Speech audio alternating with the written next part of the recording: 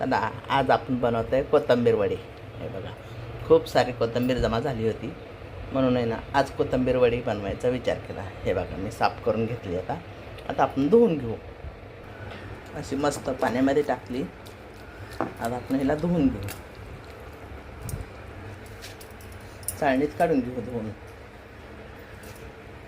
हिरवी मिरची पिसून घेऊ आपण. कोथिंबीरमध्ये जिरं टाकून घेऊ आपण.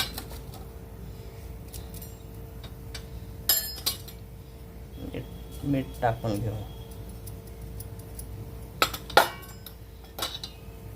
थोडंसं लाल तिखट टाकून घेऊ. हळद टाकून घेऊ. थोडीशी धनिया पावडर पण टाकून घेऊ. आणि ही आपण मिरची वाटून घेतली ती पण टाकून घेऊ.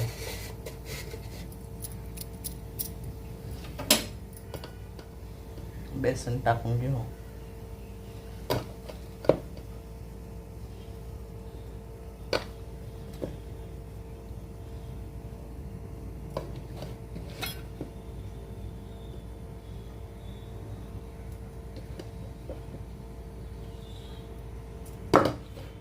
आता त्याला चांगला आपण मसलून घेऊ.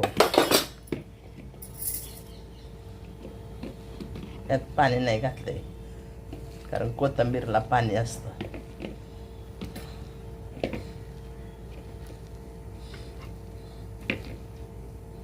हे बघा, आपलं कोथिंबीर वडी बनवायला कसं झालंय परफेक्ट. मी खाली ह्याच्यात 2 चमचे पाणी घातलं. पाणी नाही घालायचं जास्त. बघा, आता आपल्या वड्या बनवून झालेल्या आहेत.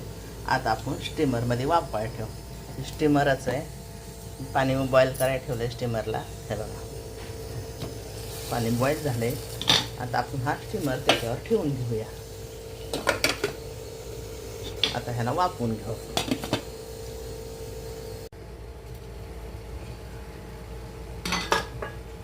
आपण बघू आपली एकदा. बघा, सुरी घालून बघायचं. हे बघा, सुरीला थोडीशी चिपकते, आता थोडीशी वाफवायला पाहिजे.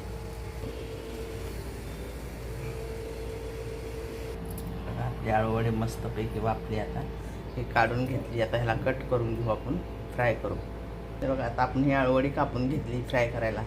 आणि ही फ्रीजमध्ये ठेवणार आहे. असेच 1-2 दिवस आहे ना, हे 8 दिवस पण राहते अशी स्टोरेज करून. आपलं आता तेल गरम झाले, आपण ह्याच्यामध्ये फ्राय करायला टाकून देऊ. मस्तपैकी ताजी कोथिंबीर आली त्याची आळूवडी बनवायची. हे बघा, आता आपली आळूवडी मस्तपैकी फ्राय झाली. आता आपण हिला काढून घेऊ. बघा, अशी मस्तपैकी आळूवडी बनवायची. सॉस आहे, शेजवान सॉस आहे, आणि त्याच्या संगती खायची छान. मग तुम्हाला आवडली तर तुम्ही पण बनवा आणि अशी छान बनवून खावा.